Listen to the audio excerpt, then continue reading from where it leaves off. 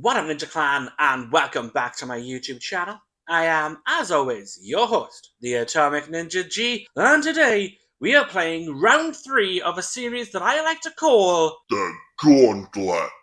Now, you may be watching this video saying, what is this gauntlet? I've never seen anything in Lorcana about a gauntlet. What are you talking about, you crazy YouTuber? The Palace Heist Illumineer's quest comes with this lovely, shiny red envelope. And within this envelope is a special card. And so I have set myself a personal challenge to beat Jafar on every difficulty before I can open this envelope. And that, in essence, is the gauntlet.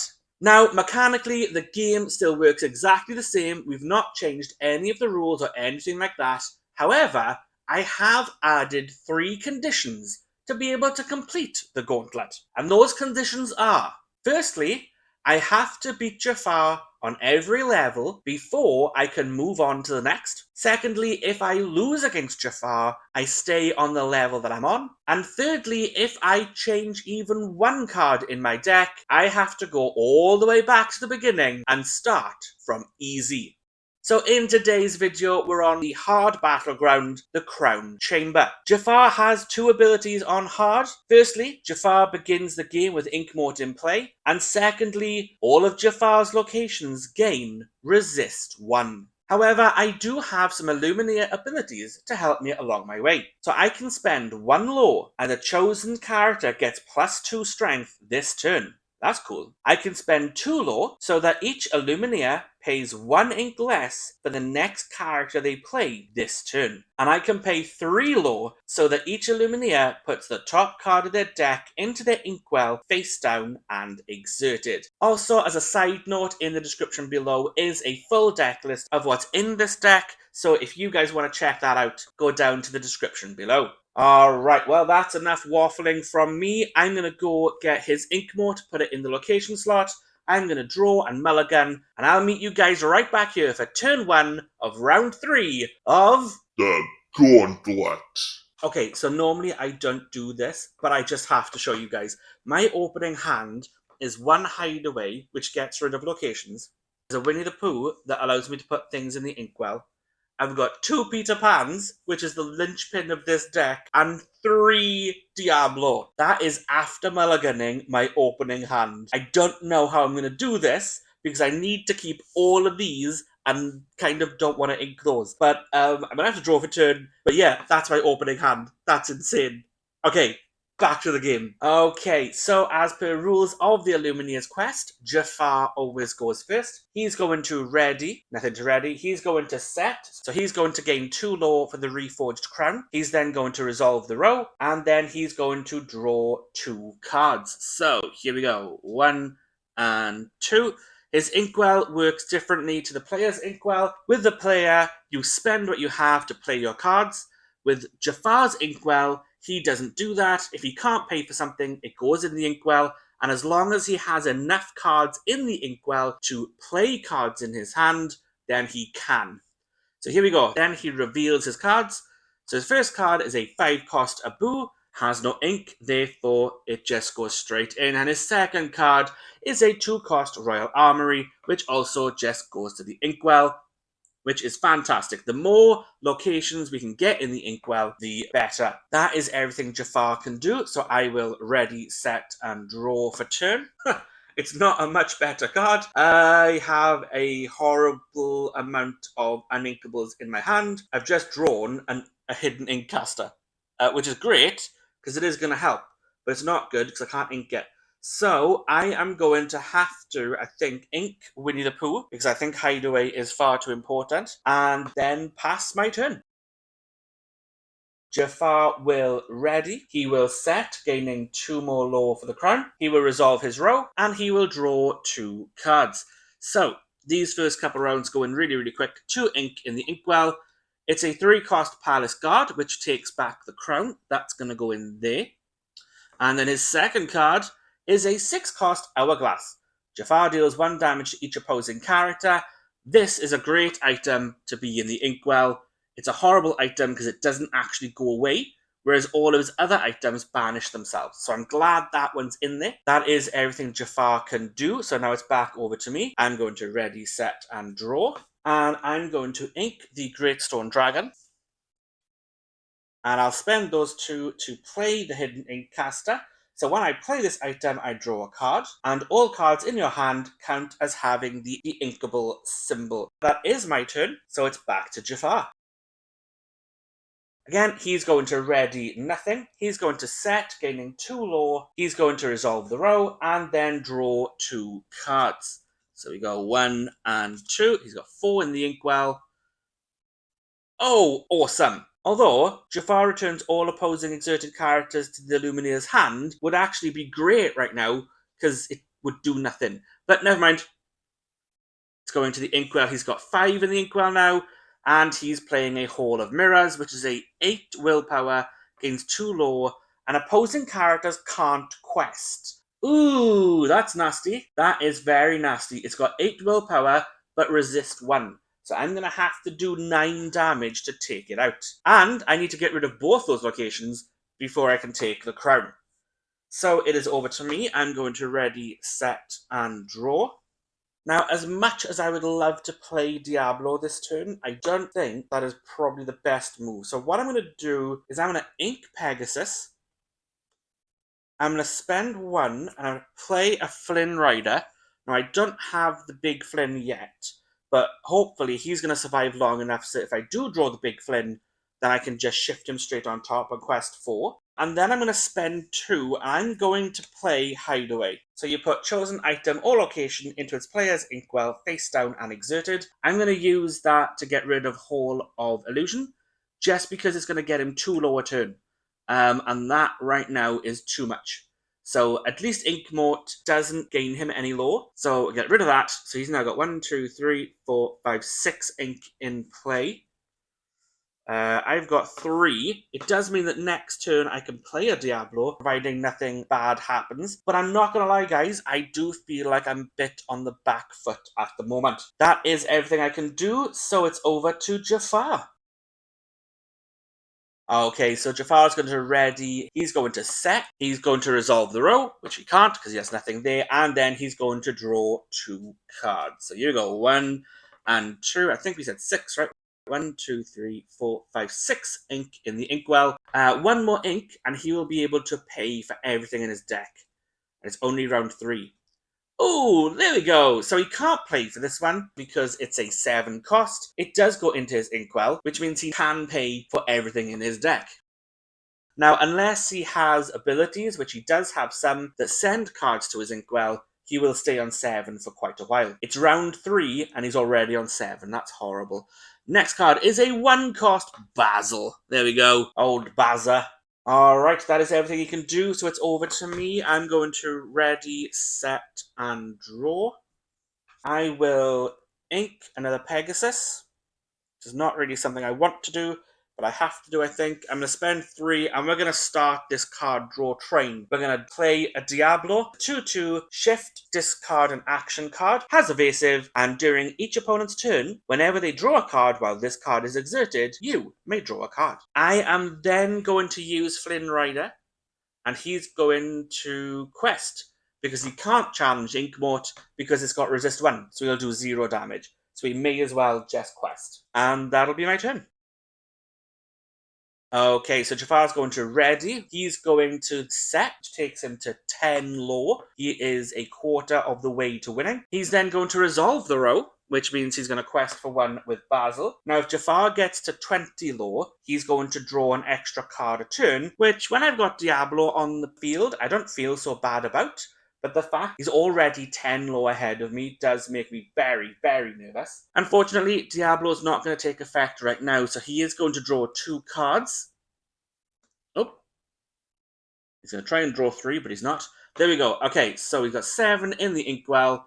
Let's have a look. A 4 cost Arcane Quake. Jafar exerts all opposing characters. They can't ready at the start of their next turn. Oh, that's slightly annoying.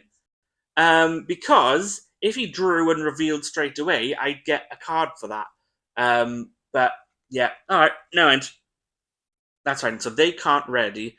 So what I'm going to do is I'm going to put them upside down, because that works in my head.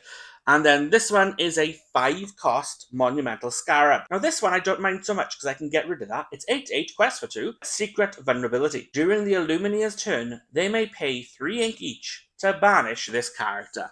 I might just do that just to get rid of it. I'm not going to lie. I mean, he's going to quest for 2 and already I'm really behind. That is everything Jafar can do. It's now my turn, so I'm going to ready. And that's why it makes sense in my head, because I'm readying them one time, and it's done, set, and draw. Now, there's nothing really I can do this turn, so I'm going to ink Pegasus. Ink in the big peg. I'm going to spend 3. I'm going to play another Diablo. We've now got 5 ink on the table. I need some ramp. This Diablo can't do anything. These guys can't ready or do anything. However, this Diablo being exerted does mean that I'm going to be able to get extra card draw. That's really cool, and hopefully that's going to help us a lot in the next turn. But for now, it's over to Jafar. So he's going to ready his row. He's going to set. He's then going to resolve the row and gain another 3. And then he's going to draw 4 turns. So he's going to draw 1 and 2. I'm going to take advantage of that and draw 2 as well. Technically speaking, I should draw 1 when he draws 1, but, you know, you guys know what I'm doing, so it's fine. And then we're going to reveal his cards. Alright. He's got a 6-cost, Iago, Evasive, gotcha. When this character quests, Jafar steals the Reforged Crown. Ugh. Okay, and he quests for 2, and he's a 3/5. So that's not great. So now, even if I could get rid of the moat, I'd have to get rid of Iago. Otherwise, he's going to steal the crown every single turn. His next card is a 4-cost Sultan. When Jafar plays this character, each Illumineer chooses and discards a card. Oh, great. Well, that's okay, because we just drew 2 extra for Diablo. Oh, and conveniently, we've got a Hidden Inkcaster, so I will discard that. Because as much as I need the draw power, I've now got 2 Diablos on the field, so that can go there, that's fine. That is everything he can do, so it's now my turn. I'm going to now ready both these characters. Going to ready my ink, and we're going to start putting plans into action. I'm going to ink Tipo. And that's going to bring us up to 1, 2, 3, 4, 5, 6 ink. Now this is really super duper important. What we're going to do is we're going to quest for 1 with Flynn. Then I'm going to spend that 2 lore so that each Illumineer pays 1 less ink for the next character they play this turn. We're going to get rid of all that. We're going to spend all 6. And we're going to play, you guessed it, Peter Pan. So Peter Pan is a fantastic character and the linchpin of this deck. He's a 4/6 quest for 1 and has 2 abilities. Firstly, Look Innocent. This character enters play exerted. Secondly, Can't Take a Joke. While this character is exerted, each opposing player can't gain lore unless one of their characters has challenged this turn. Now, we know that none of Jafar's characters ever challenge, unless they have Reckless, which none of them do, which means he cannot stop this ability at any point. It also means that his characters will quest, but they won't gain lore. So we did look it up in between rounds 1 and round 2, to see if that was the case. So questing and gaining lore are 2 different mechanics. So his characters will still exert as if they were questing, but they're essentially questing for 0. Now that is a big problem, because Iago, even though he's going to quest for 0 instead of 2, will still take back the crown every single turn when he quests. So I still need to get rid of Iago, or find a way to get rid of the ink moat, get to 20, and then take the crown before Iago can quest. Either way, none of his stuff will now gain him lore, including the crown. And then both Diablos will quest for 2. That is everything I can do. So now it's over to Jafar. He's going to ready everything.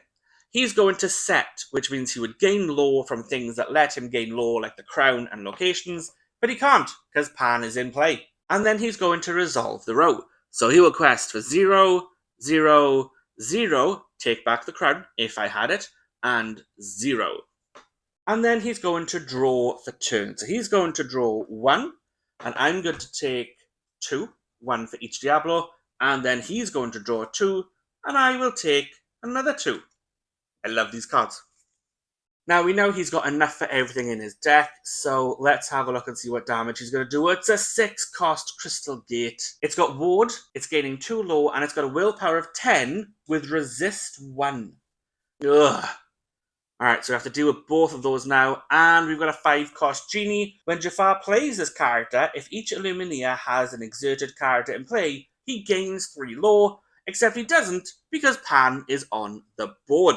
So that makes Genie a bit inert. That is everything that Jafar can do. It's back over to me, so I'm going to ready. We're going to set, and we're going to draw. Got my lovely 6 ink there. Draw for turn. Let's have a look. Okay, we're going to ink the Hidden Inkcaster, because I don't really need... Oh no, wait. That's discard. I'm going to ink it. That's right, ink is over there. We're going to ink the Hidden Inkcaster because I can, because of this Hidden Inkcaster. That gives me 1, 2, 3, 4, 5, 6, 7. We're going to spend 3, and we're going to play a Diablo. Oh, guys, can you imagine if I got 4 on the board? Oh, that would be just beautiful. And then we're going to spend 4, and we're going to play Tinkerbell. So we're going to move these guys up a second, because these are both drying. Let's move those down a bit. Sorry, just checking the camera there, just to make sure you can still see everything and that everything's still in shot, so you can still see and all that kind of stuff. All right, so those 2 are drying. So we got those in reserve. Now then, we need to start taking care of these Crystal Gates, especially since Pan is in play. Now, Flynn can't do anything about the Crystal Gate, so he's going to quest for 1. So he's going to do 5 damage to the Crystal Gate. But I have to get rid of the gate before I can get the crown. So I think that's what I'm going to do. I'll do 1, 2, 3, 4, 5 damage, reducing each of their damage by 1 because it has resist 1. So we're doing 5 damage to Crystal Gate. That's fine. It means the next turn, providing nothing dies, I can do another 5 damage, and the turn after that and do another 5 damage, and then we should be good, right? Yeah, totes. That will be all I can do. So it's over to Jafar. He's going to ready. He's going to set. Can't gain any low. And then he's going to resolve. And then he's going to draw. And again, I'm going to take advantage of this and draw for each one that he draws. So I will draw 4 for his 2. I love Diablo. And that's going to really help us, because I've got some extra cards in my deck that's going to allow me to fill out my ink well, and the more ink I have, the quicker I can play more cards. Alright, here we go. What's coming up? We've got a 4-cost Yargo. It's a different Yargo. It's a bodyguard. This character enters play exerted. While this character is exerted, Jafar's locations can't be challenged. Well, that ruins my plan. And his bodyguard, so I have to go through him first. I am at this wonderful place now where the board is filling up so much you can't really see what's going on. And his last one is a Basil. So there we go. So the rows are going to go across here and then back down here. And hopefully we don't fill up any more than that. Although, the way things are going, I think we might struggle. I might have to start challenging stuff. That is everything he can do. So now it's over to me. I could use some more hideaways, actually. Although with this extra card draw, that might not be such a problem. Right, we'll just leave Tinkerbell there. We got 4, 5, 6, 7 ink. Draw for turn. We are going to spend 1 law to use an Illumineer ability, and it's going to be chosen character gets +2 this turn. I'm going to give +2 strength to Peter Pan. So he's now a 6/6. And Pan is going to run into Yargo. So Yargo's going to go. Which means I can now challenge Jafar's locations. So he's gone. However, he's going to do 4 damage back to Pan. So he's only got 2 left. So we need to kind of look after Pan a little bit, make sure he's okay. Then a quest for 1 with Flynn, back up to 3, because there's nothing much he can do. Then we're going to challenge Crystal Gate for 1, 2, 3, 4 damage. Which takes it up to 9. So we're going to need an extra dice. So it's now got 9 damage. which would be fine apart from this blinking resist. And then what I'm going to do is something that's going to just fill up my board like cray-cray. So we're going to spend 1. I don't know how to do this. We're going to spend 1. Let's move all the Diablos up there. And move those guys there. Okay. To play a Cursed Merfolk. It's a 0-1 quest for 2, has Poor Souls. Whenever this character is challenged, each opponent chooses and discards a card. So then I'm going to spend another 1 to play another Cursed Merfolk. I'm going to pay another 1 to play a Pegasus, another 1 to play another Flynn Ryder, and then I'm going to spend 1 more to play Water Has Memory. Look at the top 4 cards of a chosen player's deck. Put 1 on the top of their deck and the rest on the bottom of their deck in any order. So this is going to allow me to manipulate Jafar's deck by looking at the top 4 cards. 1, 2, 3, and 4. So we'll leave that there a second because I'm going to need to see what's going on. My board is redunkful. So we've got a mechanical snake. So that's going to come out. He's going to steal the crown. That doesn't matter. Then he's going to banish himself to gain 2 law. But Pan is in play, so he's not going to do that. So that's a good potential for the top. Deepwell Labyrinth, that can go to the bottom. Cataclysmic Cyclone can go to the bottom. And so can Tiger Behemoth. Well, that was easy. They can go to the bottom because they're devastatingly horrible. And then he can play the snake, which is fine, because 1, I'm going to gain 3 cards, and 2, it literally does nothing. Well, I mean, hopefully Pan will still be in play, but that's a different thing altogether. Okay, lot of 1 drops there. This is going to be crazy. Did I ink? 1, 2, 3, 4, 5, 6, 7. I didn't ink. I'm going to ink Tink.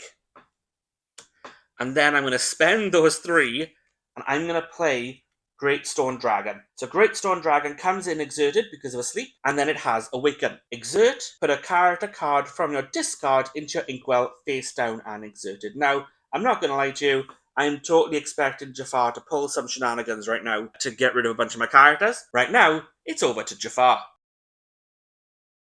So he is going to ready his rows. We'll put Basil up there. And we will... I mean, I don't really know why I'm unexerting them, because all I'm going to do is exert them again in a second. He's then going to set, which means nothing, because Pan is still in play, and then he's going to resolve the row. So they're all going to quest. And they're all going to go back down. Do you know what? I might just do them kind of just like tilted, because it'll just save me a bit of time. There we go. That's better. So they're all exerted. And then he's going to draw 2 cards. He's going to draw 1. I'm going to take advantage and draw 3. And he's going to draw a second one, and I will take advantage and draw another 3, which means I'm drawing 6. So 1, 2, 3, 4, 5, 6 cards. Thank you, Jafar. Which is why I don't mind so much emptying my hand last turn. Okay, so the first card we know is this Mechanical Snake. That's going to do nothing next turn. And his next card is, a Treasure Guardian. Illumineers can't use Battleground abilities. That is a bit horrible. But that's fine, because I don't think I'm actually planning on using any. So, there we go. That's going to banish itself next turn anyway. That's everything Jafar can do. It's now my turn. I'm going to ready. Ready all this stuff.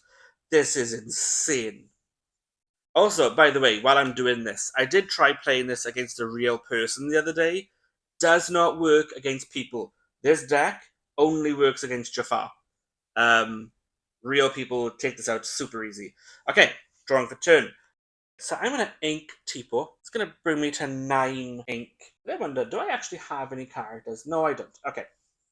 My discard pile is really small. I'm really surprised. First things first, we're going to get this Diablo to challenge the Crystal Gate. It's going to do 1 damage, which is fine, because that is finally enough to take out the Crystal Gate. So that is gone. Ink Mode's still in play. Then I'm going to spend 2 ink to play Hideaway. So Hideaway allows me to put a chosen item or location into its player's inkwell face down and exert it. He's already got enough to play everything, so we'll take this ink mote and that will go into there. That gives him what? 9, 1, 2, 3, 4, 5, 6, 7, 8. 8 ink in his inkwell. Then what we're going to do is spend another 2 and we're going to shift Flynn Ryder. And then we're going to spend another 2 to shift Flynn Ryder. Okay, so quest for 2, 6, 7, 8, 9, 10, 11, 12, 13, 14, 15, 16, 17, 18, 19, 20. So that gets me to 20 low. And then there's no locations in play. Nothing can stop me. Pan will steal the crown. And we win the game. Oh my days. Holy moly. My plan was to play a Water Has Memory on him. And I still had a Pooh Bear and 3 pans in hand. But apparently it doesn't matter because we've won the game. We've beaten Jafar on hard Battleground. Oh my days.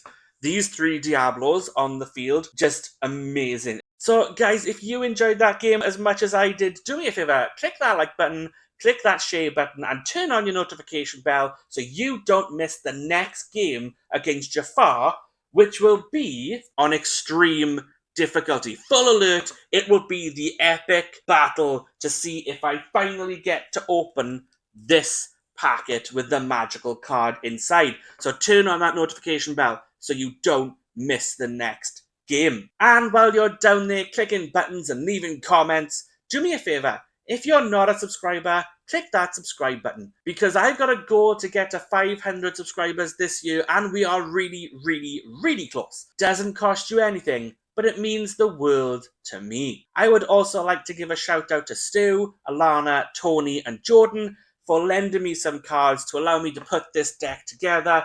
I really super duper appreciate you guys. Thank you very much. But until next time, I have been the Atomic Ninja G. You guys have been awesome. And this has been round 3 of the Palace Heist Gauntlet.